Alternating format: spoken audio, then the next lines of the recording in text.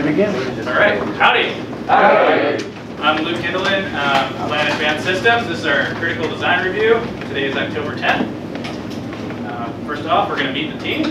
I'm Luke Kindleman. I'm the project manager and hardware engineer for LANA Advanced Systems. Hi, I'm Abigail Morris, the systems integration engineer. Howdy, I'm Jacob Brickens, the test engineer. Hello, my name is Avery Tehirina, and I'm the software engineer. And a special shout out to our faculty advisor and sponsor, Dr. Morgan. So first, I'm going to go over introduction. I'm going to talk about the problem statement and concept operation. Jacob's going to then tell us about the functional requirements and performance specifications. I'm going to go back and talk about the CPD and the mechanical design. Then we're going to send over to Luke to the FPD, the alpha schematic, and the PCB layout.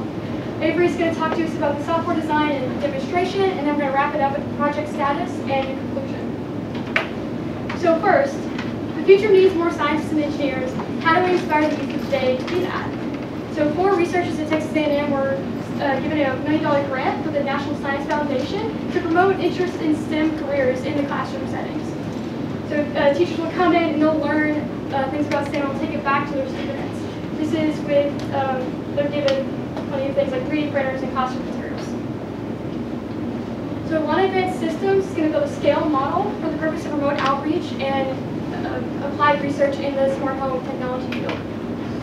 So what is IoT? IoT is a order of things. There's health and wellness, safety and security, and energy management and cost management. We're going to focus on the 4th one, which is home automation and convenience. So for concept of operation, the ETI department is going to use ponds in the following ways. It's going to be used as a teaching tool for those teachers I told you about. It's going to be placed in a controlled environment like a lab setting. It's going to be plugged into a standard wall outlet. It's going to be able to be moved around the room. It's going to be a showcase of the integration of intelligent devices. It's going to be used for long-term objectives toward adding and upgrading components, so that's a modularity there. It's going to be utilized both local and cloud services for data storage. And it's going to be a platform for outreach for secondary education. Alright, so moving on to our functional requirements. We have 15 functional requirements here. Going through them real quick. They are the model dimensions, network connectivity, internal temperature control, internal LED control, motion simulation, motion detection, door locking, window shade control, external heat lamps, ambient light, ambient temperature, humidity, water level, external cameras, and power. The performance specifications for those, talking about the model and dimensions, our home is going to be a quarter scale based off of a 16-foot by 32-foot by 12-foot house. It's going to have 1-inch by ½ wall studs. Shown over here, we have 2 window sizes. The one pictured over here is the standard. It's 10 inches by 12 inches by 3/32 of an inch. The other window size that we'll have on our house is the picture, which is going to be 20 inches by 16 inches by 3/32 of an inch. For insulation in our house, the insulation on the inside of the walls has an R value of 4. A neat feature about this is we're going to have one removable panel from the wall where you'll be able to lift up the entire piece of insulation out of the wall so that you can analyze how our system would function and how that would affect the parameters we're measuring if the house was not insulated properly. We're going to have one roof that's going to be split into 2 sections, as you see here. On the left, we have sheet metal. That sheet metal is 15/1000 of an inch thick. And then on the right, the black portion is a 3-tab asphalt shingle roof. And that's just going to allow us to analyze 2 different types of roofing on there. Tolerance for all the physical measurements is going to be 10%. Moving on, we have network connectivity. We have onboard Wi-Fi through the TICC 3200 intelligence board, and then our protocol for that is going to be MQTT. Internal temperature control. We're going to be able to control the temperature within the house to plus or minus of 72 degrees Fahrenheit. For our LED control, they're going to be dimmable through the use of PWM. Motion simulation. So this is so that we can simulate motion through actually a literal flag in order to trigger the motion sensor. So we create the motion in order that we can detect it. And then right below that is our motion detection. And for that, we're going to be able to detect, the motion of the flag. For door locking, we're going to be able to lock and unlock the door through the Cayenne dashboard control.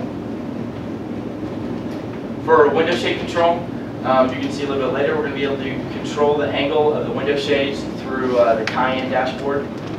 For heat lamps, we're going to have external heat lamps on the near side of the roof that will be able to heat the roof to plus 10 degrees Fahrenheit at the ambient temperature. That's just to help kind of get a feel for what outside effects would have. That's going to be an on-off control.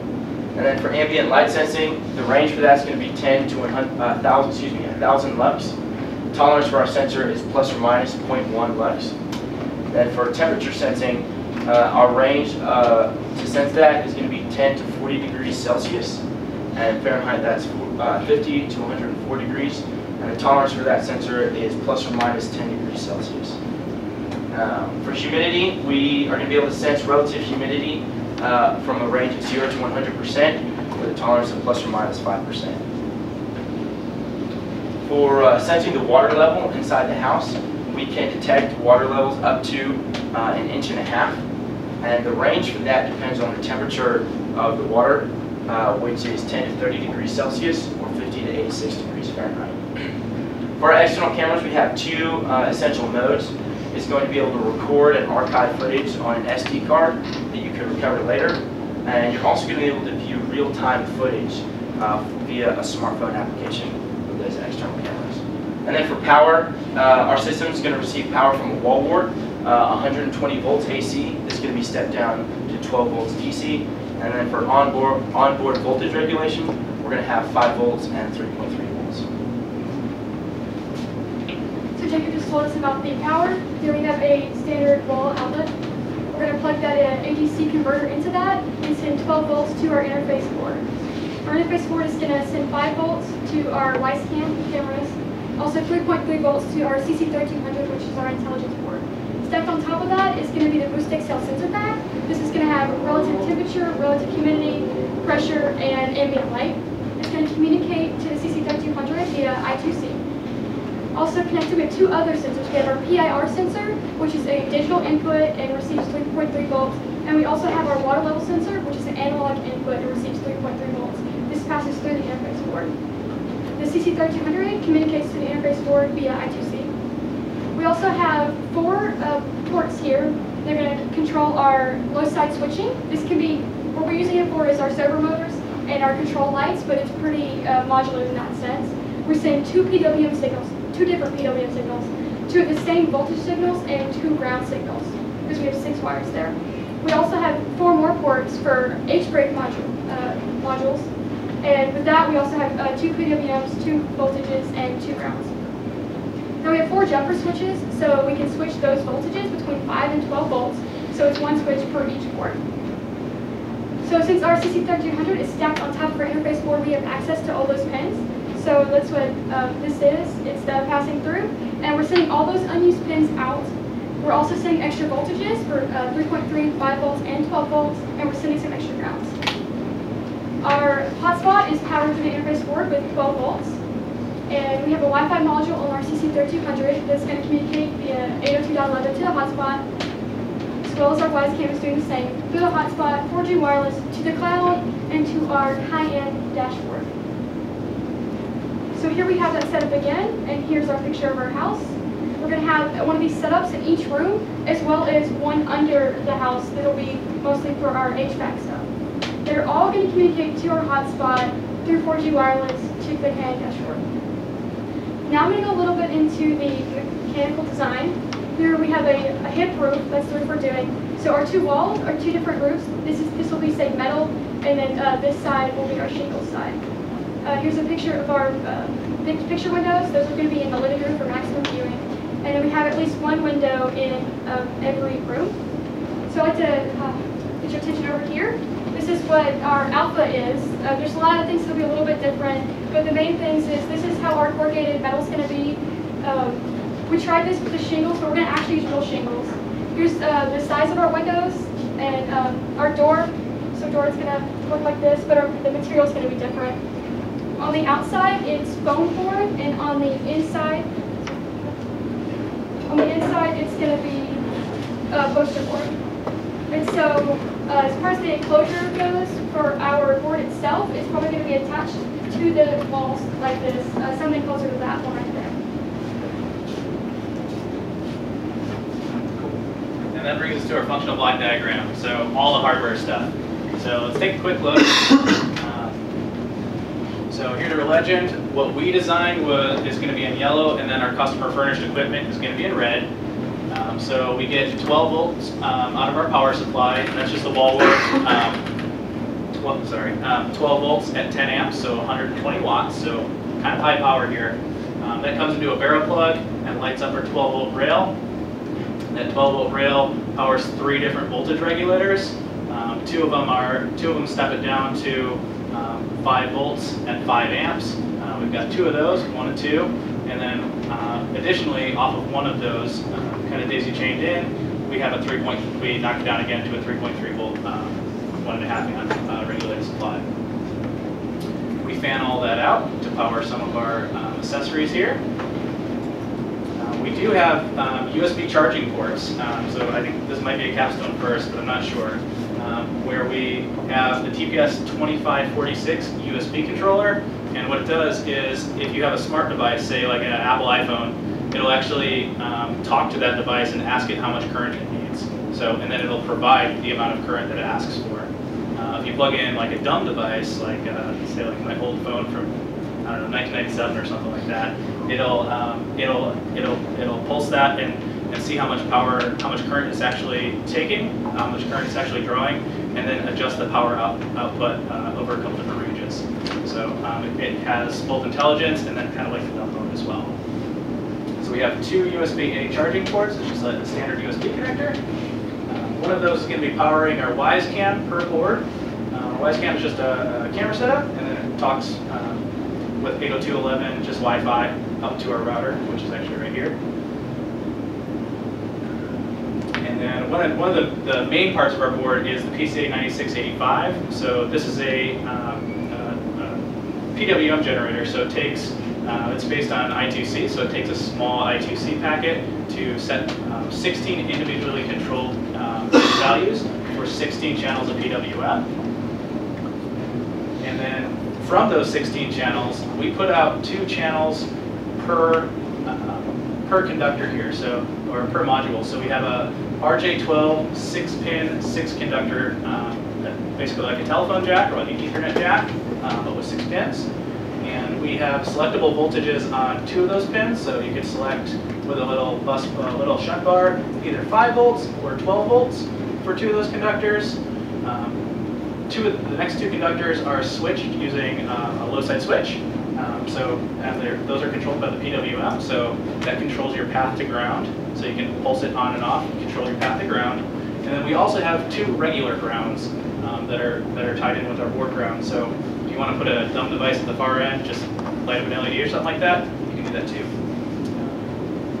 And additionally, powered by the second voltage regulator, we have 4 different H bridges that operate in a very similar fashion, where we have 2 selectable voltages, 5 volts or 12 volts, and then 2 conductors that are controlled by our H bridge. One for the A side of the H bridge, one for the B side, so you can put a high impedance device like a motor on the far end. And we can control that without bothering our PCA 9685 too much. So those are all selectable by the PWMs as well. We've got a little bit of I/O here, so we have connections to the ADC, which is 1.6 through sometimes 1.8 volt tolerant on our CC3200. We also have a GPIO on the CC3200 and a ground pass-through. One of the interesting things, and kind of why we chose the CC3200, is it has system-on-chip Wi-Fi. So it's a lot like an MSP430, but it has Wi-Fi on it. So it has all the coding techniques that we learned for like 3 years in ESET, and it's really easy to control. We've got a couple libraries built already, and it's a really easy. I guess it's very accessible for us it's all coded in C, C++. So that actually talks to the hotspot, which is right here, up to 4G LTE, up into the cloud to our Cayenne dashboard. And then of course you see the connections for the I2C. The data line goes both ways, and then the talk line goes all downstream for CC3200. We have a couple sensors here. So we use a Boost XL sensor pack that sits right on top. It's just like a little hat on top of the CC3200. We have the OPT 3001 light sensor, and then the BME 280 humidity, barometric pressure, and temperature sensor. That's also on our I2C, the same buses as the other one. This one has a static I2C address. This one we can set across 6 different bits. So theoretically, if we wanted to stack these boards one on top of each other, we can do that because we have individually addressable PWM controls. And then 2 more sensors. So we have the Grove Moisture sensor. That's just basically 2 pieces of copper printed on a PCB board, and depending on how deep they are in a water container, they will they'll send out up to 2 volts back to via the signal lines here into our ADC. That's a little bit out of range for us because I just told you that the maximum was like 1.6 or maybe 1.8 if we're really pushing it. So we've got a little voltage divider in there, just a simple 1K and a 1K, and split the voltage in half. So it's a 12-bit ADC, so we have plenty of resolution. That's 2048 steps, so quite a bit of resolution on just, is my room wet or not? So, yeah, so, and then we also have a Grove passive infrared motion sensor that is an active high, just sends a 1 if it detects motion, and then a 0 if it doesn't detect motion. A little bit better view here. All of our unused launchpad I/O, we're only using a couple pins up here. So all of our unused I/O, we fan out not only above and below, just like the launchpads that we're used to using, but also out the side of our device. So our device is going to be mounted to a wall of our house. So maybe above or below might not be convenient for a customer. So just all the pin out is also to the side as well. So all of our unused I/O, as well as 12 volts. 5 volts and 3.3 volts, so, and lots of grounds. An interesting thing that we noticed in testing was that when you plug in the CC3200 to like your laptop when you're going into debug mode or to program a new, push a new program to it, it will try to power the rest of the board, which is dangerous for the little tiny little LDO on here.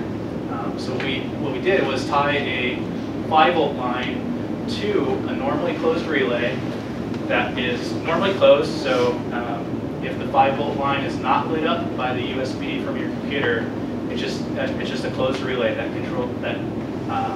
connects from our 3.3 voltage regulation up to your CC3200. As soon as you plug in your USB, it pops open and protects the board. So it protects your CC3200, so you don't actually accidentally overvolt, and it also protects the LDO that's on the CC3200 from overcurrenting, going into like an overcurrent position, trying to power the rest of our devices. So it maintains its safeness. And then a little bit more detail with our RJ12, 6 conductor, 6-pin straight through lines.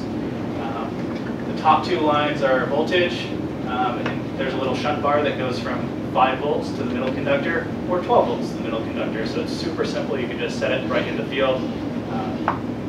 Control the power that goes out. And then, like I said before, the PWM lines, that controls your path to ground because they're low side switches, just like a regular FET, and that controls your path to ground, so you can take those as you like. And then we also have 2 grounds. Really similar on the H-bridge side of things, except that the H-bridges are tied only to 12 volts. So whatever your input voltage to your board is, that's what the H-bridge motor driver can actually drive. So if you decide to put, say, an 18-volt supply on this board, all of our stuff is 18-volt tolerant, and it'll do an 18-volt PWM. But for us, it's just 12.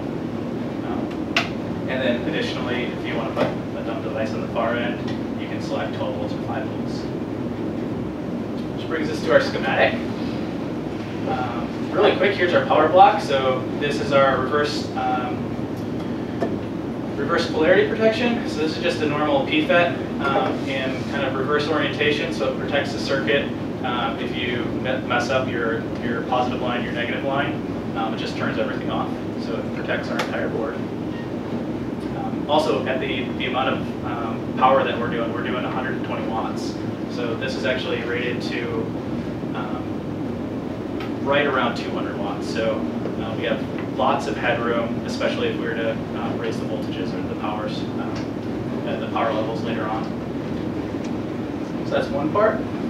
This is our TPS 54531 DEA.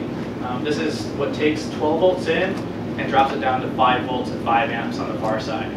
So there's a ton of support hardware, as well as, of course, leading edge 0-ohm resistors so that we could isolate this part if we ever wanted to. Test points on either side, little LED that tells you if it's working or not. And then on the far side, since this is the first channel, we have our tiny little kind of old school switching regulator that takes our 5 volts in and drops it down to 3.3 volts for all of our intelligence layer. So this one's a little bit older, so it has and a little bit bigger, so it doesn't have as much support hardware. It just has the smoothing capacitor and a decoupling capacitor. Also with another LED, different color. So these are blue, that one's green. So we have basically 2 of those. And then here's our power header expansion pins. So this is just a 4x2. One side gets all 12 volts, the next rail gets ground. And then similarly, we have one right next to it that has 5 volts in ground, and then 3.3 volts in ground. So if you ever wanted to use just little wires like this and plug it all in, you can do that too. You get whatever voltages you want to. So we have that times 8 because we have 8 different output ports. These are all of our headers for 3x1, where you can select either 12 volts or 5 volts on the outputs. And that's page 1 of our schematic. Page 2 of our schematic, this has the PCA 9685, that's our PWM generator. So the only inputs it has are power, 5 volts DC, and 2 I2C lines. So the data line and the clock line. And then additionally, it has a couple outputs that we can individually select. So these are the address lines. There's technically 7 bits, but the 7th bit is fixed. So this is 6 bits of addressable control. So depending on if you jumper, say 1 and 2 together, that'll pull that A0 line high based on these 665K resistors, and then you have a 1, 0, 0, 0, 0 from your address. And then here's 4 of our H bridges. These are all in the same configuration. You can put a tiny little PWM signal in, and you get out your A and your B side of your PWM. And then here's an example of one of our low side switches. These are pulled high, as you ought to the B out port, which is whatever that 5 volts or 12 volts is that you selected earlier. And then that outputs on the LSSO and LSS1 lines that go directly out to your device. And they control the path to ground through the device. So we've got 4 of those. Page 3 of our schematic. Here's our header to CC3200 Launchpad. So this is a 2x10x2 device. 40 pins. We're only using a few of them. And then we're putting everything out that we're not using. We're just fanning it out to a 20x2 connector, just an IDE connector like you'd find on a hard drive. So all the extra I/O, as well as 2 lines of 3.3 volts, 2 lines of 5 volts, and 2 lines of 12 volts, and a bunch of grounds. So you can never have too many grounds. Here's our USB power controllers. So these are in an acceptable configuration. This is what does all that intelligent current monitoring for the USB-A ports, which are right over here. So depending on what you set on these control 1, 2, and 3 lines, which I've made non-user selectable, just put it into an intelligent, it has built-in state machine, so I put it into intelligent mode first, and then if it doesn't have an intelligent device, it'll dumb itself down to a dumb device for controlling the current out to your USB devices. This is a typical output port, so it has anti-static protection on it. So if you accidentally introduce static into your system, this little barrier will drop down, and all the anti-static will go, or that big voltage spike will go directly to ground. The LSSO and 1 lines are not protected because they're protected by that tiny little LSD. And then here is the USB debug mode protection that I told you about. It has an AC line that's normally connected, so normally closed. And then that actually provides a path from the 3.3 volt DC rail that we've got through either a 0 ohm resistor or a 1x2 header out to the 3.3 volt input of the CC3200. So the reason that we did this was if we need to, this is probably the most, the riskiest part of our entire circuit that we don't know if it can switch fast enough. So in testing, we're going to have to figure out if this is an acceptable solution. If it is an acceptable solution, we just populate a 0 ohm resistor, and it works exactly how we designed it. If it doesn't switch fast enough, so that 5 volts in, if it doesn't raise high enough, and it's two power supplies that are fighting each other, we can just not populate the 0 ohm resistor and make a debug mode where you bridge two connections with a little shunt bar when you're going to debug. So we can do both ways. It's like a belt and suspenders approach. And then we also have, here's our ADC and GPIO. Here's that little voltage divider that I told you about. So the ADC channel 1 going to our CC3200 gets voltage from this number 5 pin from the water level sensor, cuts it in half, and then ships it on. And here's just a simple GPIO going directly, being routed directly to our CC3200. So that's page 3 of our schematic. Thankfully, there's no more pages to our schematic. Here's a top-down view of our PCB layout. So all the stuff in red is what you'll see on your top side. We have a 4-layer board, so we're utilizing the back side as well for most of our power stuff, which is these big blue cubes and blocks, and I'll walk you through that really quick. So on the top corner, we have our DC coming in, as well as a couple test points, make sure everything's good. And then Q1 is that PFET that provides the reverse polarity protection. We've got our dual USB power, as well as the tiny little circuits, those USB controllers for the current control. Our main CC3200 launchpad interface. Here's our fan out. That's actually on the bottom of the board. It's kind of hard to see in this view, but it is on the bottom of the board, so it doesn't interfere with how tall the launchpad is in any way. We have our triple voltage regulator, so this is one of the big 5 volt ones. This is the other big 5 volt one, and then this little blue bit is our 3.3 volt regulator. On the left-hand side, we've got our 4 RJ6 connectors going to our low-side switch modules. And then on the right-hand side, we have our H-bridge modules. And then right here in the middle are all those where the one rail is 5 volts, next rail is ground, one rail is 12, next one's ground, etc. And then over here, these 3 pins, that's how you connect to either 12 volts or 5 volts for your user-selectable voltage inputs. So here's the top view, and it's really similar to the view that we just saw. You can see how tiny the footprint is on U12 and U13. Those are USB controllers. And then up here you can see where the user-selectable addressing is for the I2C lines. We made it so that it comes out the side of the board, so if these are stacked, you can just in the field turn the power off and pull and put in any shunt bars that you want to set your I2C address. So that's why we put it off to the side like that. Back of the board, you can see all the amount of support hardware and the kind of the footprint orientation of these 2 voltage regulators. These are the 5 volt 5 amps. So this is like basically a copy paste of this. And then here's kind of the older school, the regular switching regulator. So that knocks it down from 5 volts to 3.3 volts. Over here you can see the PCA 9685.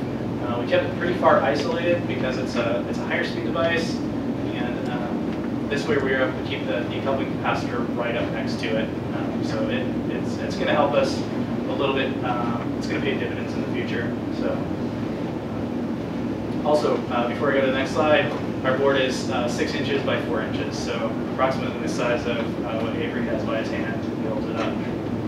So it's about that size, and that's a launch pad on top, as well as a booster pack just sits one on top of each other. And I'll pass off to Avery for software design. Okay, so what the teacher is going to look at, and for the people who are going to be on the outreach side, this is what they would see. This is our project dashboard, and what we're using is an open source IoT drag and drop dashboard powered by Cayenne. Here we're looking at our first front room dashboard, kind of simulating what would be in the main room. Here, if you click on another section, you have your other dashboards, and these are our current project dashboards, and it would show a different corresponding window. So Cayenne allows us to send data, digital or analog, and receive analog or digital data. So just to show you that, here is our control kind of widgets. These are our buttons, digital input outputs, and our analog signals that we can send if we want to move something to a specific value. And then here are indicators. These are our digital indicators, just showing on and off, and of course our sensors being the analog received signals.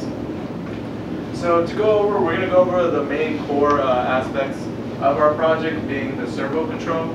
So here, just to show you an example of how we're doing that, once we press one of these buttons, either on or off, we'll get that input signal. If it's a 0, then we'll set our servo to a position of 0 degrees. And if it's a 1, then we'll set our servo to a max of 180 degrees. How that works with our servos is it increases or decreases the pulse width depending on what input signal it is. So if the value that's being sent is setting it to the minimum pulse length, then we'll get to the 0 degree. And if we set it to the max pulse length, then we'll get the 180 degrees. I'll explain a little bit more in this slider section. So the way we send analog signals to get a specific position for our servo is we have the PCA96 control values. This is that PWM generator that we have on our control board, power board. So the minimum pulse width to get to the 0 degree position is 150, and the max pulse width is to 500. So that simulates this situation, which gives us the 180. And just to show you a quick math, how we relate the 0 to 100 related to the actual control values, what we do is we kind of just get the difference between each of these, and we just divide them. The servo max divided by minus the servo min divided by the slider range. And that just gives us our multiplier that we multiply like each step by in order to relate it to the pulse widths. And that's just a nice fancy line equation. And we get our set point, which is from our Cayenne values, and we multiply it times the rate, and that should give us our rotation position. And just an example, if we wanted to set it to 100 via this position, then it'll give us the 500, which is the servo max, which of course is the 180. So that's just relating that. Here's our energy mode, or our control loop temperature function that's going to allow us to monitor the temperature. These are what we would be using. And just to show you that quick control loop in a nice kind of control system format. Here we get the temperature set point, and that we get our temperature limits from that. Based on that, if it's too hot or too cold, then we'll move the servo, which is going to control our air vents. So if we need air going through or not, that's what that will do. And we need to monitor the current temperature inside, and we need to know the servo position that it will just move to in order to make the adjustments to open it on and off. And that's kind of how our system is going to work. So right now, we're going to show you a quick live demonstration on our alpha structure. See if it's still on right now. So it seems like it's still connected, which is great. So right now, we're reading 80 degrees Fahrenheit. It was a lot lower, but now since all of us are in the room, it's too hot compared to our set point, which is at 75. But let me just go ahead and show you simulating the door lock. You can kind of just see that it just moved into the unlock position. Not too fancy, a little sticker on there, but it'll be connected to the door. And then here's our cool little motion sensor. I'm just going to do it again for giggles because it's really cool. And then if I set it to 100 position, that's kind of the 180. If I wanted to set it to the 0 position, Then it'll go ahead and flip all the way around. And then obviously just to show you the halfway point, no gimmicks, there it is. Okay. And so since we want to simulate, maybe it's too, we want to put it, so let's just say we're not going to be able to change the temperature inside, but we can definitely change the set point. So if I lower it to, actually I want to higher it. So let me go ahead and higher the set point value to maybe be 2 degrees above 80. That way it'll simulate that it's too cold and that the air vent should be shut off. And that's this value right here. So let me get there really quick. Just a couple presses of the button. And this is, you can also control on an app or with your phone. You just log into the dashboard. So here, if I hit 83, we should be able to turn off the, oh, okay. So let's let it think for a little bit. So here it's turned off the air vents, and we should get some flashes. Did they flash already? There you go. So basically, what you saw with the flashes, well, let me just finish explaining. So now it was too cold, now we get that indicator. And so since it turned off, what happens is it goes ahead and it turns this button on from the other dashboard. And so that's kind of how we're getting the communication between each room. And for Cayenne, it's also connected, showing you also the temperatures. Yeah, and so now, let me go ahead and go back to where it was. Oh, we're too high. Okay. So what I wanted to show you also was this energy mode, and all the energy mode does is it, once you want to leave the house, you want to press the button to maybe raise it up to a higher set point. That way it's not cooling to whatever it is that you want in the house. So if I press this button, right now should be, so it's set to 78. As you can see, you can't press it anymore. So now it's too hot, right? Because the set point that the energy mode maintains it at is 78, but since it's still 80.27, which is 2 degrees more, you saw the air vent turn on because it's too hot. And that's pretty much it for the most part. And